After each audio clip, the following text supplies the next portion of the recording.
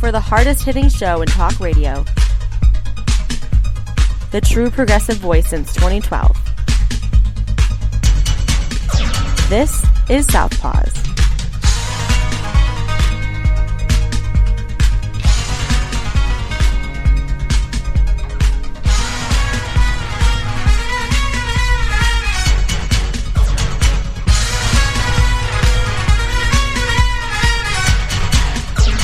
And welcome to Southpaws on the Pacifica Radio Network. We are the leaders of the revolution. My name is Darren Gibson, and I'm your co-host.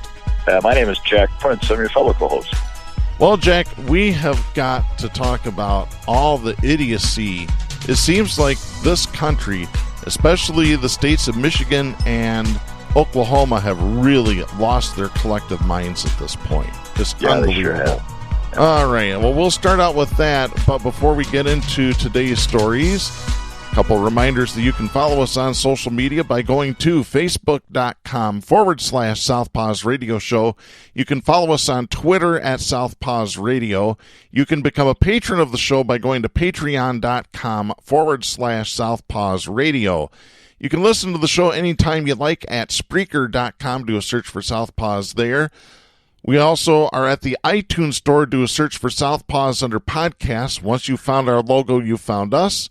Links to our podcast are sent to our Facebook, Twitter, and YouTube accounts. If you're listening on YouTube, you're going to want to do a search for Southpaws Radio there, and you'll find us pretty easily. And, of course, you can hear us on great Pacifica stations, including KCEI-FM in Taos, New Mexico, KZGM in Kabul, Missouri, and Global Community Radio Channel 1. We're on every Saturday night at 11 p.m. Make sure you check us out there as well. A brief update from last week's show. I had mentioned a story about a state that was hiding coronavirus tests, and I accidentally said that it was Massachusetts. No, it was Maryland, and that was something you had mentioned. So I apologize for that error right off the bat here. And I want to tell you guys something. Jack, I haven't even told you this yet. I had to have a coronavirus test this week. Wow. Yeah, I had a dental emergency, or what I thought might have been a dental emergency. So I made an arrangement to have an emergency dental appointment. Got there, they took my temperature, and they wouldn't see me because my temperature was elevated. Well, my temperature runs hot anyway. You know, I guess it's just the overactive brain that I have. I don't know. I'd guess that. I'm serious. Every time you touch my head, there's heat just radiating from the top of it. Although doctors say you lose most of your heat in your body through your head, so I don't know. So the dentist's office said, well, you need to go contact your doctor before we can see you. So I contacted them, told them that I had went to the dentist and they refused to see me because of an elevated temperature, and I told them the readings, and they said, well, we can schedule you for a coronavirus test if you're that worried about it. I said, why not? I knew I didn't have it, but why not? So they put me on a list. They contacted me about 24 hours later to schedule a day and time to have the test done, and luckily there's a hospital close by me that was able to do the test, so I drove there, small little community hospital, and pulled up, had to call and let them know that I was there. Waited a couple of minutes for two nurses to come out, one clad head to toe in hazmat gear. Gown, face covering, looked like she had a respirator on as well. Because when I turned around, it looked like she was wearing some sort of like a backpack with hoses on it. I'm not making this up.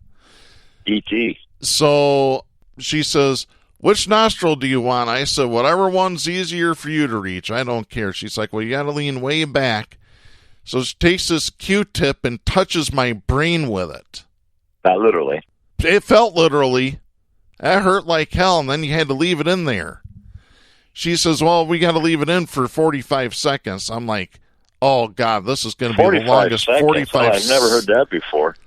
Well, I'm beginning to think she meant 4 to 5 seconds, and I heard 45 seconds and thought the worst. I don't know.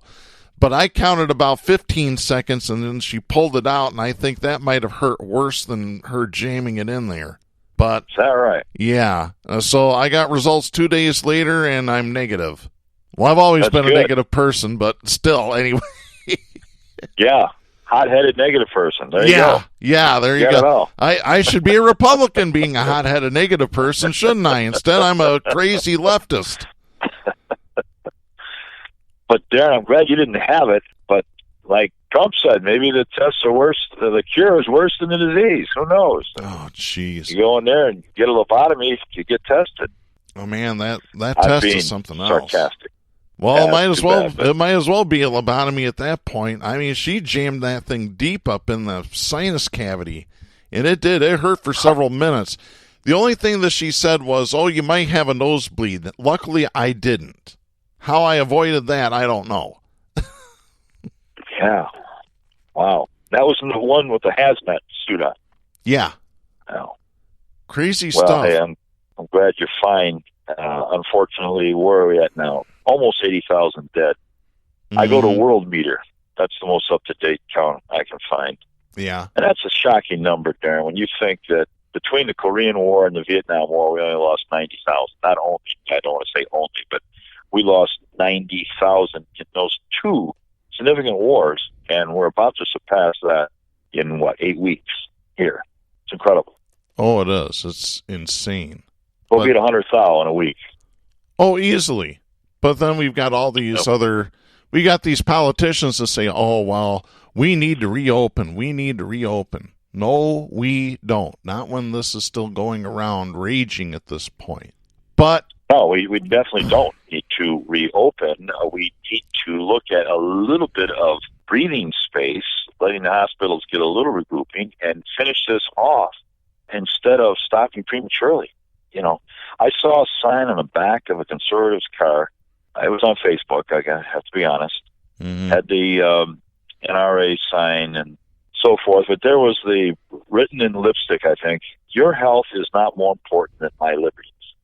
That was, when they talk liberties, they're talking the liberty to get the nails done, to buy the tomato plant, and get a haircut. These are the liberties that they'll exchange somebody else's death for to maintain. And with that kind of mentality, and we don't know the numbers, folks, you have to expect us to lead the world in fatalities, which we do. mm-hmm. You have to expect us to get close to 250,000. And it wouldn't be that long because we have these homegrown turnips called conservatives. Yeah. It's not complicated. We have other nations that have some responsible leadership, and they nipped it in the bud. Mm-hmm. I've heard it estimated there could have been here with responsible leadership from Trump 90% less deaths at this date, which is May the 8th, than what we have right now. Mm-hmm. And he's making documentaries claiming that he has, reversed the tide or the greatest comeback or whatever the hell.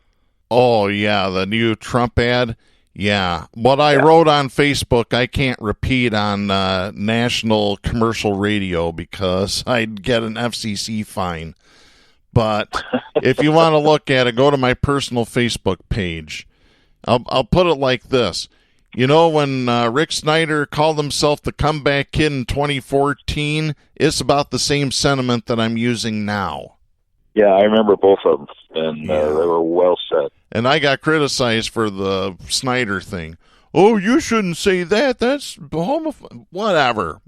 I tell you what, when my life is on the line, screw you and screw your liberties.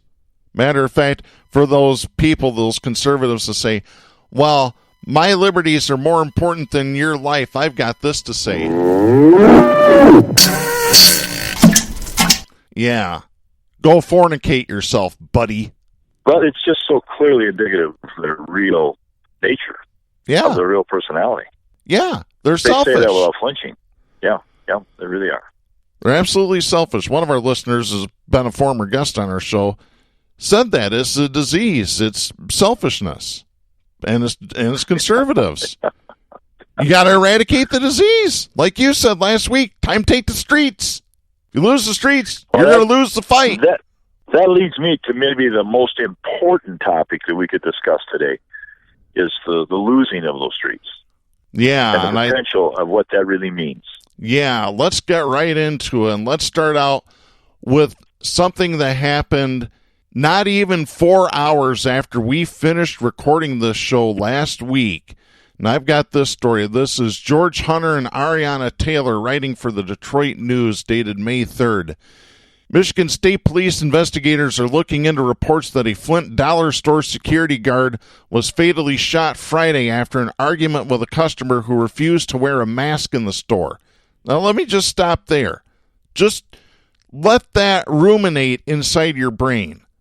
A father of 8 lost his life because he told some woman, you can't come into this store unless you're wearing a mask. Think about it, folks. Let me continue here. The 43-year-old guard was shot in the head at about 2:15 p.m. Friday at the Family Dollar store on 5th Avenue in Flint. He later died in an area hospital. They have arrested the mother of the girl that he told that she couldn't come into the store. They are looking for the girl's father and brother. They're still on the run at this point. Michigan State Police First Lieutenant David Kaiser said Sunday that detectives are investigating a flood of reports on social media from people who say the violence sparked when the guard told a customer that she had to wear a mask, policy set forth by Governor Gretchen Whitmer to help curb the spread of the coronavirus. And like I said, they have arrested one woman. There are 2 men on the run. One's 45 and the one's, I think, like 23. The gunman was 23 years old. Yeah, we want our liberty to be able to walk around without a face mask. Well, you can enjoy that liberty behind bars now, buddy. Yeah. Yeah, and I posted a response to the shooting. It said another victim you can chalk up to Trump's inciting his orcs. Mm-hmm. That's word for word. And a person said, well, responded back, how do you blame Trump? Do you blame Trump for everything? I said, yeah, you're damn right I do. Absolutely. His inciting of the population around the United States to stop the closure of these states by Democratic governors, you can trace directly, don't stop it, go, to that shooting in Flint. Yeah. I don't care if they have red hats on. I don't care if they can spell Republican. I don't care. The idea that you can take a gun out to resist a mask, I take right straight to the feet of the orange baboon. There's no other catalyst in history as strong for these kinds of acts. Whether it's the 3 that were shot in Oklahoma, you mentioned Oklahoma, because they were told they couldn't go into the dining room at a McDonald's because it was closed. Yeah, we'll get to that in a minute. Mm-hmm. How do you respond to that, though? Is with violence. And that's permitted in the backdrop that Trump has put over this country. Well, it's like I said, we mentioned we're going to talk about Oklahoma. Let's stay in Michigan, though, because there's even more. I have this story. This is from WJBK Television in Detroit, Fox 2. Listen to this. This is out of Oakland County. A 68-year-old man from Genesee County has been charged with assault and battery of a Dollar Tree employee after he wiped his face on her shirt when she said that he needed to wear a mask inside the store. 68-year-old Rex Gommel of Linden was booked into the Oakland County Jail on assault and battery charges. There's video of this, folks. I saw it. According to police, Gommel was inside the Dollar Tree in Holly in northern Oakland County when an employee said that he needed to wear a mask. Holly police said the store had signs up telling customers they must wear a mask to enter the store. When the employee told him he needed to wear one, she said that he walked over and said, "Here, I will use this as a mask," and then wiped his face on the sleeve of her shirt. Holly police said the man was loud and disruptive before finally leaving the store. He was arrested late Monday. He was arraigned on Tuesday, assault and battery charges. It is assault. Mm-hmm. Blatant assault. I had a story I can't read, folks, because I'm on the phone, of a young woman had a picture of her who spit on a guard. Oh, I've got that right here. Oh, hey, go for it, man. Let me go to this. This is let me see. This is from WDIV in Detroit, Channel 4. This is Derek Hutchinson, senior web producer for WDIV out of Mount Clemens. A Macomb County woman who was asked to wear a mask inside a store due to the coronavirus responded by attacking the employee and spitting on police officers, authorities said. 33-year-old Kristen Hoff of Roseville entered Nino Salvaggio's in St. Clair Shores on April 26 without wearing a mask, police said. A store employee asked Hoff to leave the store because entering without a mask was against Michigan Governor Gretchen Whitmer's executive order. Hoff physically assaulted the employee and refused to leave, according to authorities. St. Clair Shores police were called to the store. When they arrived, Hoff continued to behave erratically, attacking and spitting on officers, police said. She was taken into custody.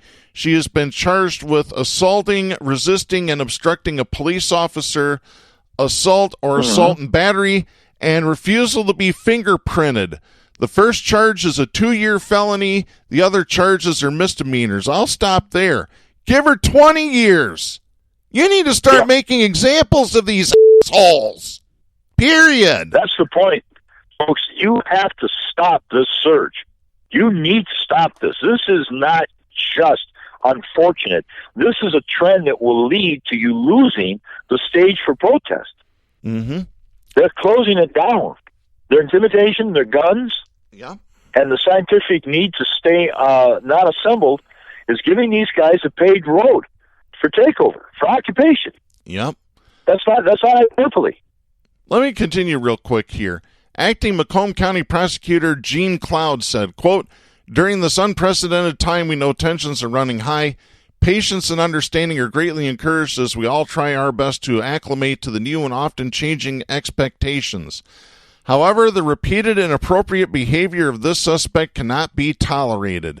This suspect's repeated actions clearly demonstrated a willful disregard of the safety of those around her." End of quote. Hoff was arraigned April 27th. She is scheduled to return to court this morning for a probable cause conference. And we're recording this on May 8th, on Friday, by the way. I don't think it was mentioned in the story, but Jack, this woman was once a mayoral candidate for the city of Roseville. Not surprised at all. Not surprised. Darren, let me share a couple of words here, okay?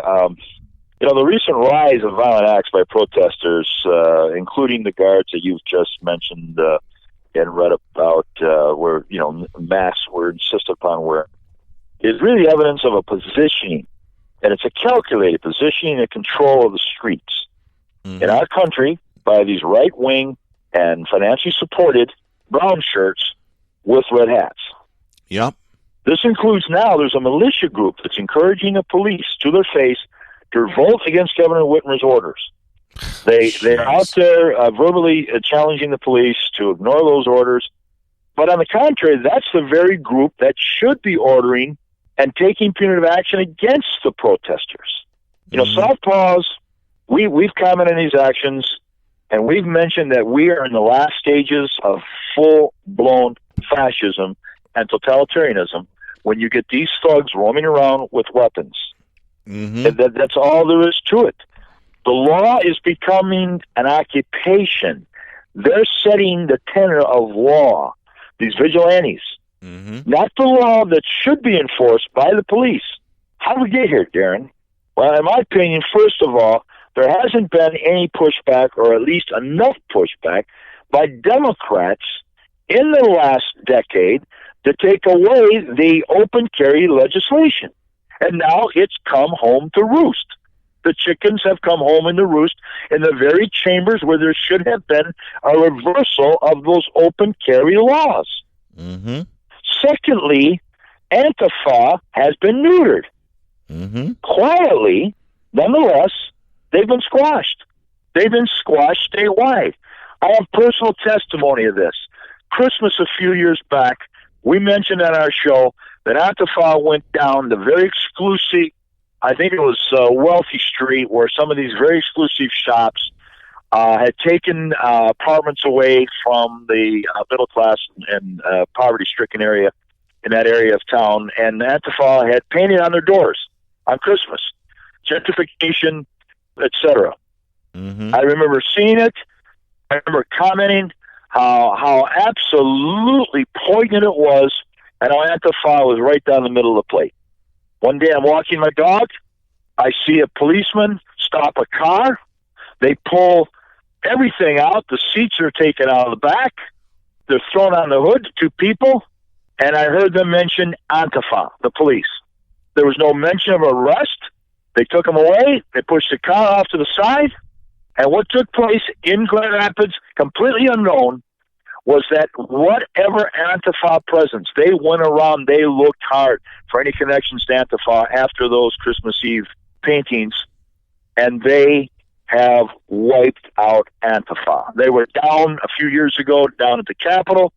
They were there confronting right-wing protesters, but the police did their homework. That's what they spend their time doing, not protecting the rights of the middle class, and they have effectively squashed Antifa. Antifa's not there. The third thing is that the left, and we have talked about this incessantly, Darren, has become passive. They're disorganized. There's no leadership coming from the union. There's no leadership coming from the Democratic Party for protest. They're ignorant of the fact that the streets are being taken over with a plan, by a plan. It's the perfect storm for these right-wing idiots. They have no pushback from the left because the left is staying indoors, obeying the orders. They have been given allowance to protest without any challenge. Secondly, most importantly, they're being funded by billionaires, billionaire ideologues. You're looking at the heyday. You are talking about a petri dish of perfect conditions for the rise of the militant right in the streets. It's happening right now. Yeah, it what do we is. mean? I gotta ask you. What do you, when you say streets, Darren? What do you mean? I mean literally the streets. They are taking over everything. Literally, they control that's another it. point. It's spring for these idiots.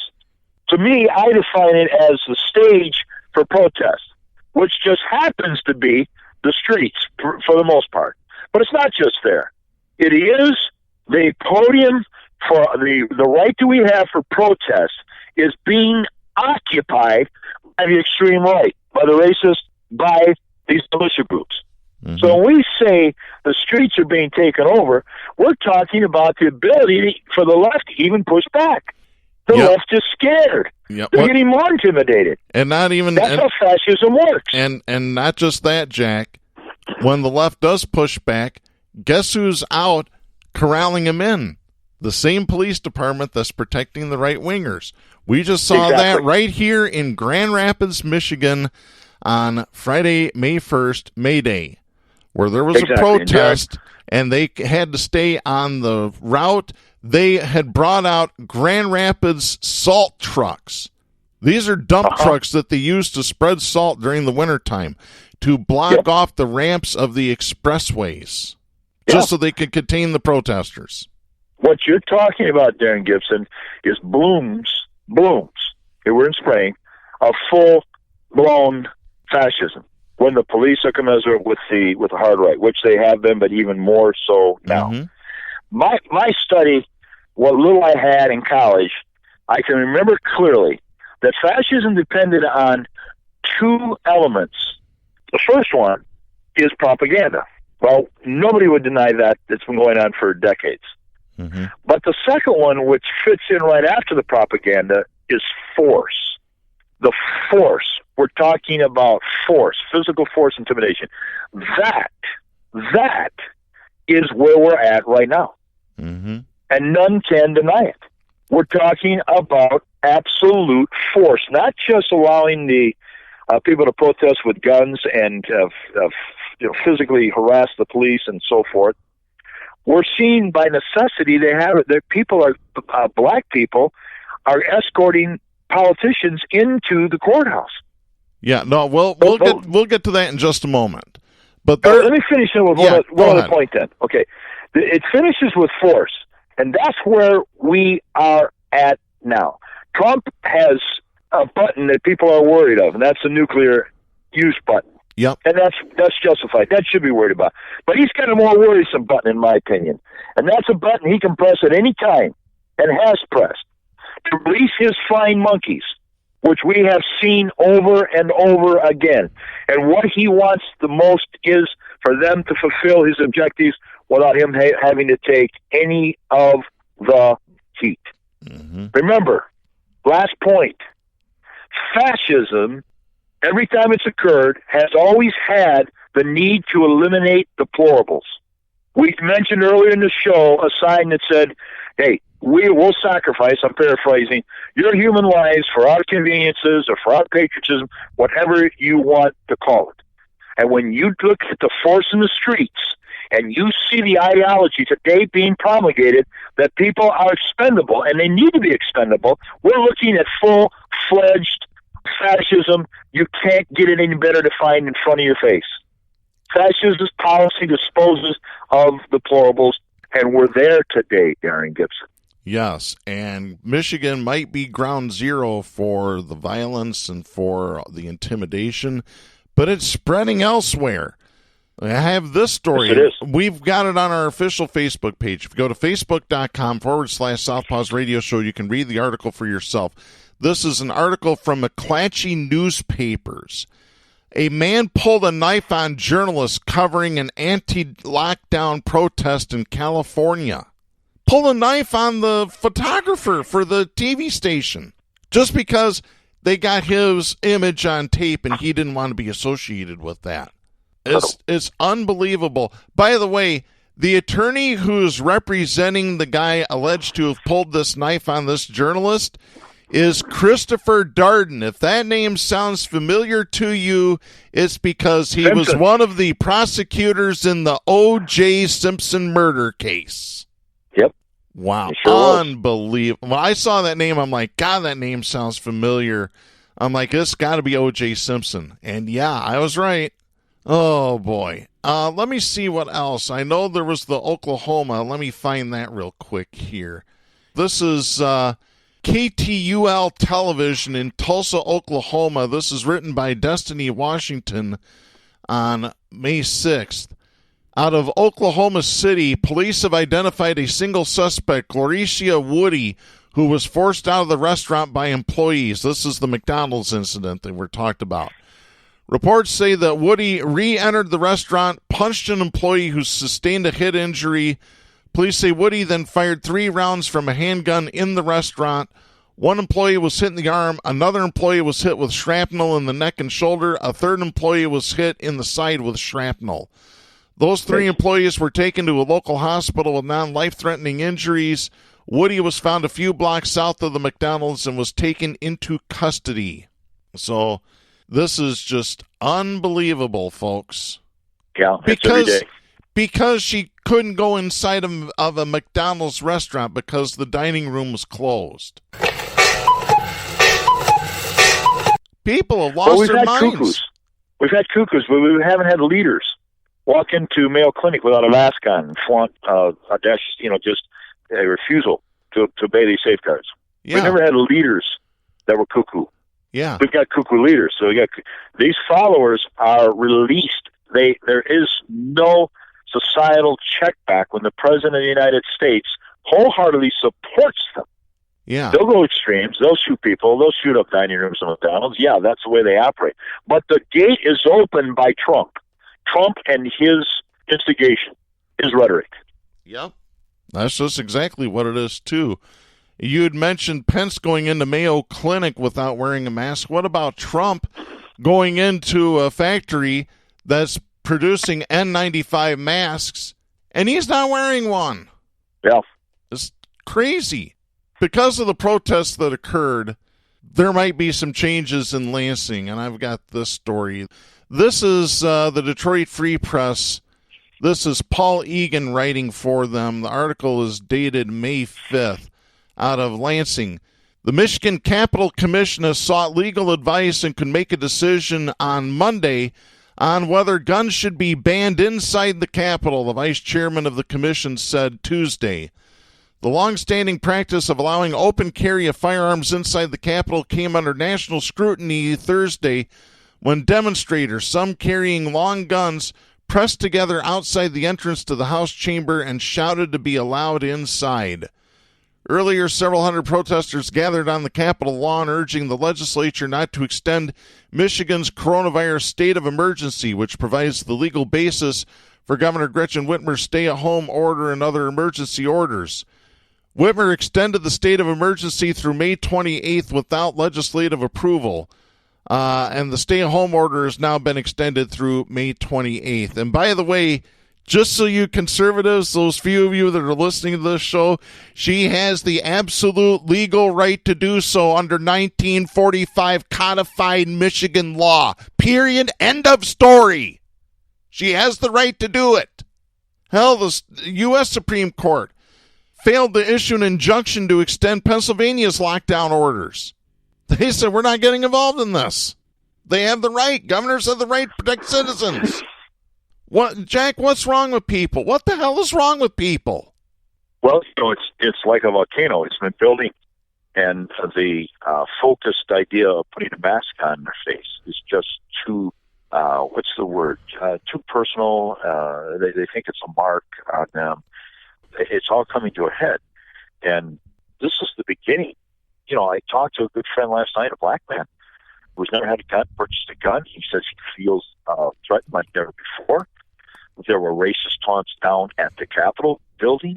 It's a brew of the racism, white supremacy, and just a mania that's unchecked, and it's about to erupt. I don't want to be a fearmonger myself, but you could keep reading incidents like what you have that are not abnormal, and they will just escalate. They're going to escalate as the economy goes south, as more and more of these protesters gain more and more steam. Mm-hmm. Where are we going to be in a month, Darren? What's the summer going to look like? I don't know. I tell you what, there's been a little bit of pushback from the right. I have this this is an article written by Lee DeVito for Detroit Metro Times. This is dated May 1st. Though Michigan Senate Majority Leader Mike Shirkey sides with those who believe Governor Gretchen Whitmer's coronavirus pandemic executive orders go too far, he distanced himself from last Thursday's protest, which included some people entering the state capitol building while brandishing guns. Shirkey, Republican of Clark Lake, issued a statement on Friday condemning the protesters for using, quote, intimidation and the threat of physical harm to stir up fear and feed rancor, end of quote. He added this on his Twitter account, quote, they do not represent the Senate Republicans. At best, those so-called protesters are a bunch of jackasses, end of quote. Well, you know what? You're the one that's helped stir them up, Mike. They're your people. You need to own it. You need to own those jackasses. It's unbelievable. Oh, those people are jackasses. Oh, well, who's the one that stirred them up? It's Trump. It's Mike Shirkey. It's Lee Chatfield. It's Pence. It's everybody. Yeah, folks, you know, we're looking at the kind of control that Trump envies around the world, which is a dictator's control of the Saudi Arabian threats of beheading people if they challenge the state, of dictators, Yugoslavia, Hungary. We know about the guy in Korea. It goes on and on and on. What that man in his sickness truly respects is absolute control. That is his wet dream. That is the epitome to him. Mm-hmm. And what he has discovered he can do is get that the same way every other fascist leader, every other totalitarian leader has, by inciting the masses to push his agenda. So let's say that Biden, no friend of this show, gains enough traction so that he really is a political threat to Trump because of the coronavirus, because of the economy or what have you. Trump will go to the next stage. Trump, with these idiots, will insist that it's an invalid election if November the 3rd or whatever date it is comes about that he loses. He will go to any means. We have to. You were just tested for coronavirus. Yes. Let's put the swab up the nose of Uncle Sam right now, because it says we are being flipped into a fascist state. I'm sorry. Right now, right here. What is the answer from Southpaws? One of them is you have got to confront the street. In the streets, you've got to confront this push. You've got to do it right now. You cannot concede those streets. I talked with a friend of ours, Joe Anderson, last night. He's heard rumors coming out of the black community that they are willing to, they've got veterans with guns and so forth. They're willing to go out and meet these people head on. I know that sounds scary, but that's where we are at. Yeah, it's in dining rooms at McDonald's today, but they're in the capital of Lansing. Mm-hmm. They're in the Capitol building of Lansing. They did the same, I think, in Kentucky and some other southern states. Mm-hmm. This is more urgent than because we're accustomed.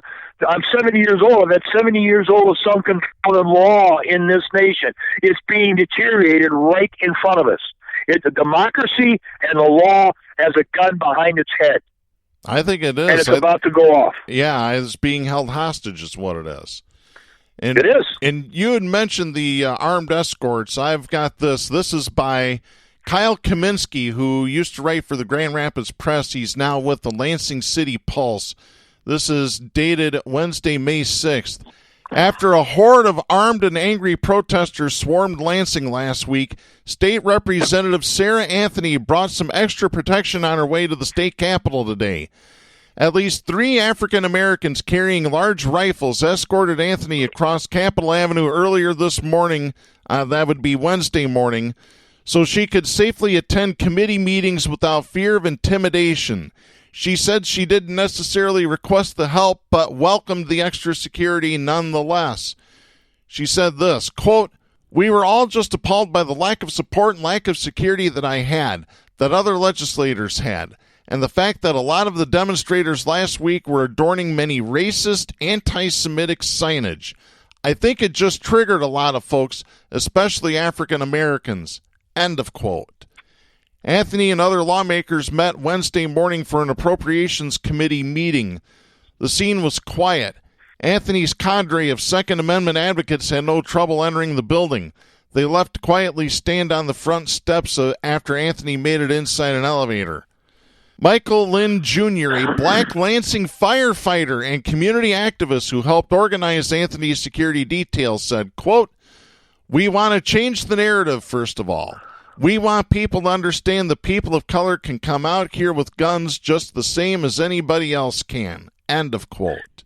Listen, if you remember, what was it, a few months ago, the KKK down south, it was going to go to some communities, black communities, and teach them a lesson. Mm-hmm. 900 veterans with automatic rifles showed up and said, "Hey, come on in. Mm-hmm. Come on down the street." Yep. Have we forgotten that? And you know, Darren, the shooting, I've got to mention, I just have been grieved in my heart. The jogger that was run down by a pickup truck, assassinated by 2 rednecks. What state was that? Was it in Georgia? Yeah, I've got the story right here. You might as well take it then. Yep.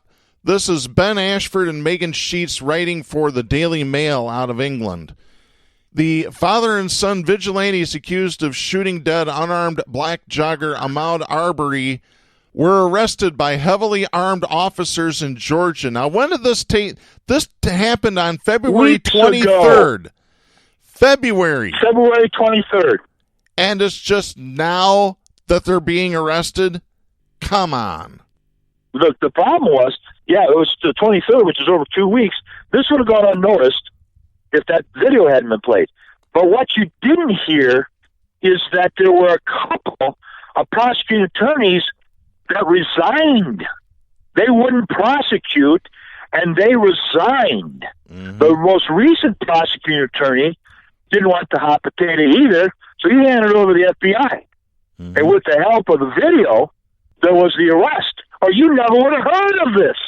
How many others haven't we ever heard of similar to this? The prosecuting attorneys were not going to take the backlash down there in Redneckville if they had arrested these 2 crackers. Mm-hmm. So they flat out resigned. Yep. That's how ugly it is. And I got a point here. They didn't make the arrests because they saw the tape. They made the arrests because we saw the tapes. Exactly. Don't be confused. The law, what's good? I refer to the law being polluted and broken. The law down in Georgia didn't say, "Hey, look at that tape. We didn't see that for 2 weeks. Go arrest them." That didn't happen.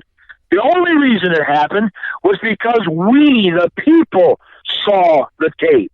Mm-hmm. That's the axiom you have to apply to this. Go ahead, Darren. That's correct. Let me continue the story here.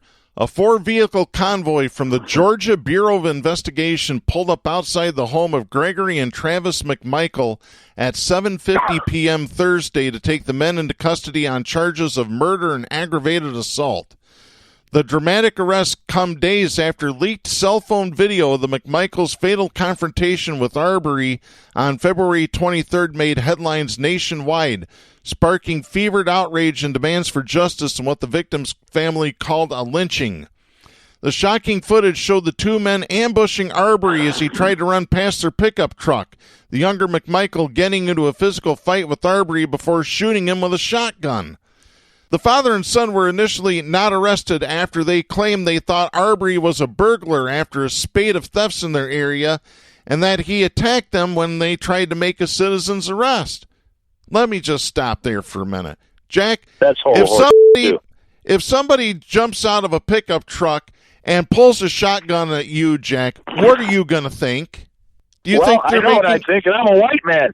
Multiply that time me being a black man, what I'd think. Yeah. LeBron James saw this story, and he unloaded. There's been a number of black leaders who've seen this story, and they've unloaded. I have a nephew who's black. My mother's sister's daughter married a black man, has two wonderful children. He lives in I'm just going to say, the southeastern corner of the state. Mm-hmm. He went into a convenience store.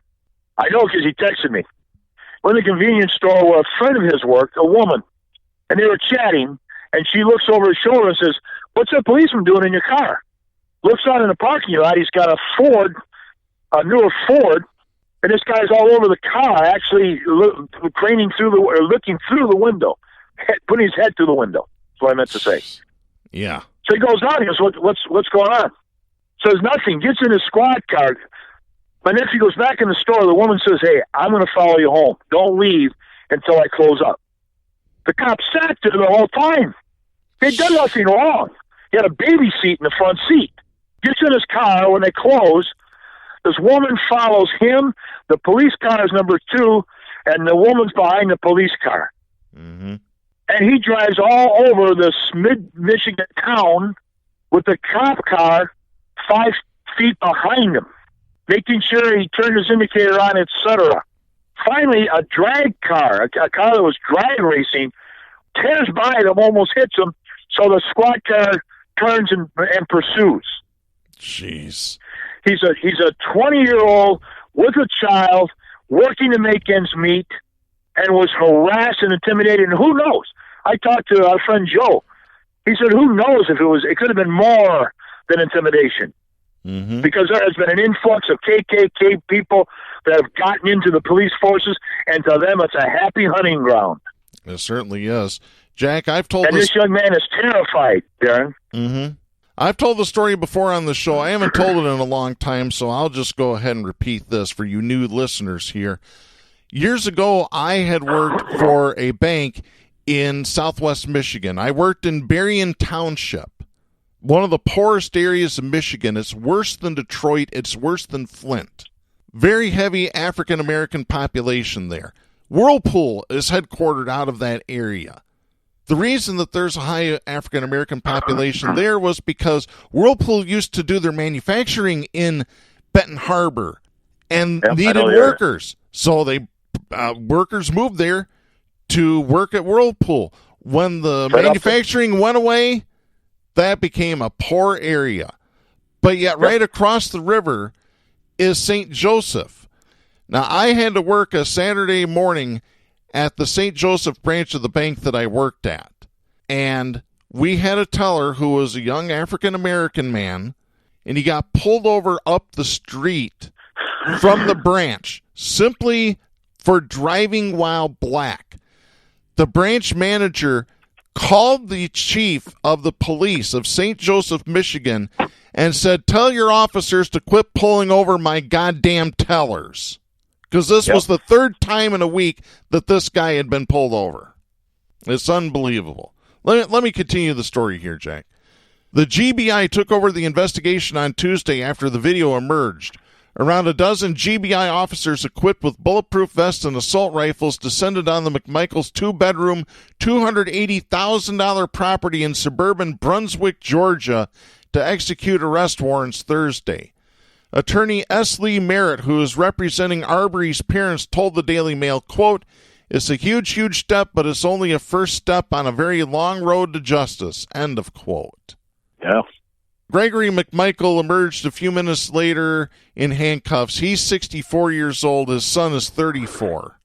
Yeah, a lot of these father-son teams that we see sprouting out. We had a whole family issued the death warrant, to the guard here. I think it was a mother or father. I don't know. It was a whole family. It's a family thing. And, I just have to ask you, Darren. You were alive in the '60s. You remember the peace marches. You remember the voting registration. Let me correct you. I was not alive in the '60s. Well, I was born in '68, but I was too young to remember any of that. Okay, well, I was, and the civil rights issue was in the streets. Mm-hmm. We're back to the name streets, and it's reported. And I'm going to make this extremely succinct. That the movement was won. Guess where it was won, Darren? Was it won in the halls of legislation by Bobby Kennedy? Nope. Was it won in the boardrooms of the CEOs of the corporations in the United States? Nope. Where was it won? What rights those blacks won? The African Americans in this country, they won them in the streets. They head on over the bridge in Birmingham, a group of policemen with clubs and unarmed blacks met and clashed. King was there. Lewis, I think, had his jaw broken there. The Festus Bridge, I don't know what it was called. Mm. That's where the battle was fought. And today it's been abdicated. And the force of wrong from the extreme right is holding the streets while we talk. And that's where we have got to intervene and fast. Yep. My mother was part of that movement. She would go down to Mississippi and Alabama, help register voters. I was a whole bus of those people from Detroit that went down to help. They were kidnapped and were killed, you remember? And murdered. Mm-hmm. In the streets. They died in the streets trying to get to freedom. If we don't have a backbone to get in the street again, we're going to lose. We're losing right now. Yep. Instead of fighting for actual freedom, we have maggots, as I call them, Make America Great Again, maggots. They're in the streets for their freedom, as we've called it, Jack. You've coined the phrase, freedom. They're free to be dumb. That's what they're fighting for. That's our Southpaw moniker now. That's Southpaws have coined that. Yep.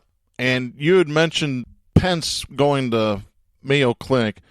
This is Althea Legaspi writing for Rolling Stone magazine. Donald Trump did not wear a face mask, as is recommended by health officials to aid in the preventing of the spread of COVID-19 during his tour of a Honeywell factory in Phoenix, Arizona Tuesday. As Trump toured the factory, which is producing N95 masks for the federal government, he and other officials wore safety glasses but did not wear masks. In a clip from Reuters, at one point on the tour, workers blasted Guns N' Roses' cover of the James Bond theme from Wings, Live and Let Die. As Trump spoke to a worker that was wearing a mask, he could barely be heard over the din as he asked how many masks were made in a day, and the worker's response is hard to discern. Afterward, Trump gave a thumbs up to the camera. A sign in the factory stated that masks were required in the factory per CNBC. It's dumb. It's freedom. Yeah, it really is. I mean, we can go on and on about what their idea of freedom is and what real freedom is. They're not the same thing. That is their rallying call, is they have the freedom to be idiots, to do stupid things that endanger our life. They call that freedom. Not freedom to live without fear and intimidation, without the inability to pay your medical bills, the freedom to assemble. Those aren't freedoms of these idiots. No, freedom is... Their freedom is to carry a gun into a church or a movie theater. They think that's a freedom. They think freedom is being able to go and get their hair cut whenever they want to or get their nails done. That's their freedom. Another example of freedom. This is Andrew O'Reilly writing for Fox Propaganda Channel on Wednesday. As senators returned this week to Capitol Hill for the first time since mid-March, many were spotted entering their chambers wearing the now ubiquitous face masks meant to curb the spread of the novel coronavirus. One notable exception, Senator Rand Paul, the Kentucky Republican who is the only senator to have so far tested positive for COVID-19, explained Tuesday he doesn't need a mask because he's already had the virus. Quote, I've already had the virus, so I can't get it again, and I can't give it to anybody. End of quote. Yeah, I hope he finds out the hard way. What an idiot. Yeah. The junior senator from Kentucky is a moron, and the senior senator ain't much better. No, he's not. No. Well, we gotta have this fiscal responsibility because we're just spending money right and left, and we have to give it to the rich people. We don't have to give it to the poor. F the poor. That's Mitch McConnell right there, folks. Yeah, boy, they got him in these. Well, see, like I said earlier in the show, there's always been nuts out there, but the nuts haven't been sitting in senator seat and in rep seats in state houses and in the federal Congress, et cetera. Now the nuts have been elevated to those positions. Yeah. We talked earlier in the show where they have had political leaders, I think Ohio, refuse to wear the mask, not because they had the virus before, but because their idea of God is that we're made in his image. This is their idea. And his image doesn't include having a mask on. Yeah, I've got the I story. would ask them, what kind of image do you see? Is it kind of Santa Claus with a beard? Or is it the zigzag man, a white Caucasian with high cheekbones? You know, there's these idiots that do the Barbie doll and, you know, pinch their waist and have plastic surgery so they look exactly like Barbie. Have you ever seen those numbskulls? Oh, yeah, they're idiots. Well, then let's go. Let's take it to, hey, you want to look in the image of God? Give me the image. Is it the Papa Hemingway look with a beard? Is it the Michelangelo? Maybe that's it. The picture in the Sistine Chapel. What's the image? And then transform yourself exactly so you look like God walking around. Oh, God. We're beyond insanity. Idiocracy. I tif you what, if anybody wants to be in the image of God, they come over here. I've got a hammer and some nails. I can put a couple holes in their hands and a couple in their feet.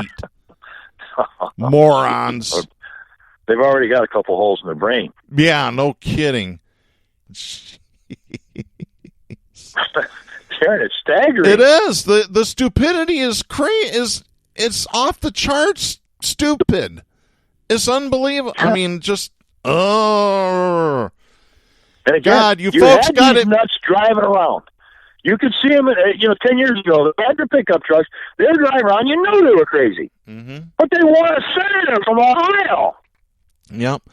There's more crazy in Michigan, too, Jack. I've got this story. This is Mike McConnell writing for the Royal Oak Tribune. Listen to this. Controversial Royal Oak City Commissioner Kim Gibbs was detained at Meijer by security workers Wednesday for retail fraud and ticketed by police. Royal Oak Police Chief Corrigan O'Donoghue confirmed officers were called to the store at 5150 Coolidge by loss prevention workers. O'Donoghue said, quote, she was ticketed at the scene for a misdemeanor violation of retail fraud and released, end of quote.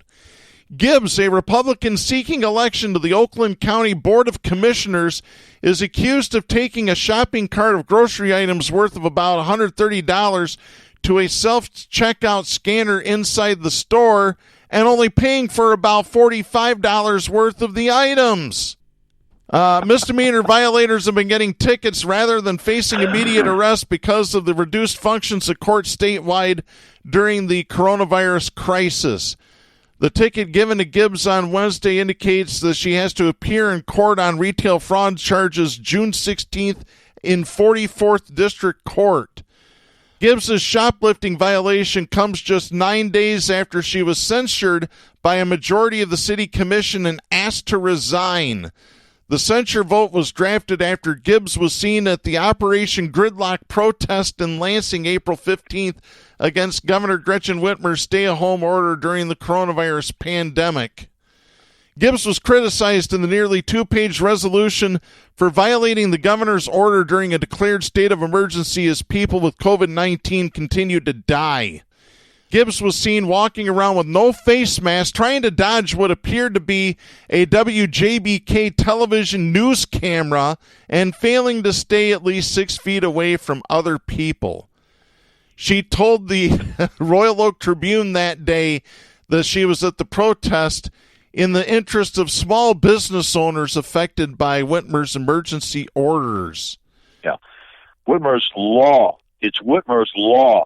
You don't have a respect for that law any more than you have respect for paying for $100 worth of groceries. Yeah. They ignore the law. Their law now is intimidation, threat, and crazy ideology. And Leviticus, yeah, which means law, I think, in Hebrew. That's their law. Yeah. Their science book is the Bible. Yep. Their leaders don't need facts and science. It's based on blind faith. It's the repudiation of law. It's the repudiation of science.